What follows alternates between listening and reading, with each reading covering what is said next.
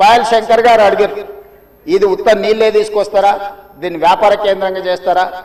వారేమో ప్రశ్న అడిగారు. కొంతమంది ఏమో రేవంత్ రెడ్డి రియల్ ఎస్టేట్ బ్రోకర్గా మారిండు, రేవంత్ రెడ్డి రియల్ ఎస్టేట్ చేస్తాడని. అధ్యక్ష, రియల్ ఎస్టేట్ ఒక ఇండస్ట్రీని ప్రమోట్ చేసి ఇండస్ట్రీకి అవసరమైన వసతులు కల్పించడం అనేది ప్రభుత్వం యొక్క బాధ్యత.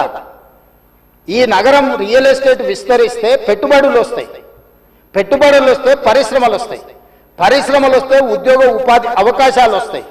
ఈరోజు ఎకానమీని మనం పెంచుకోవాలంటే, ఆర్థిక వ్యవస్థ బలోపేతం కావాలంటే, ఆ రోజు కూడా ఇట్లనే మాట్లాడిండు డాక్టర్ వైఎస్ రాజశేఖర రెడ్డి గారు. అంతకంటే ముందు నేదురుమల్లి జనార్దన్ రెడ్డి గారు హైటెక్ సిటీకి మొట్టమొదటిసారి ఫౌండేషన్ స్టోన్ వేసినప్పుడు పి జనార్దన్ రెడ్డి గారు పట్టుబట్టి మొట్టమొదట ఫౌండేషన్ స్టోన్ హైటెక్ సిటీకి పడ్డది. పి జనార్దన్ రెడ్డి గారు ఎమ్మెల్యేగా ఉన్నప్పుడు, నేదురుమల్లి జనార్దన్ రెడ్డి ముఖ్యమంత్రి ఉన్నప్పుడు పివి నరసింహారావు గారు వచ్చి మొదట హైటెక్ సిటీకి శిలాఫలకం వేసింది వాళ్ళు.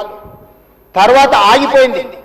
ఆ తర్వాత చంద్రబాబు నాయుడు గారు వచ్చిన తర్వాత మళ్ళీ చంద్రబాబు నాయుడు గారు, అటల్ బిహారీ వాజ్పేయి గారు వచ్చి హైటెక్ సిటీ నిర్మాణం చేశారు. ఆ రోజు కూడా ఇదే ఆరోపణలు చేశారు. అధ్యక్ష, ప్రభుత్వం రియల్ ఎస్టేట్ వ్యాపారం చేస్తుందా, ప్రభుత్వానికి ఏం పని ఉంది అని.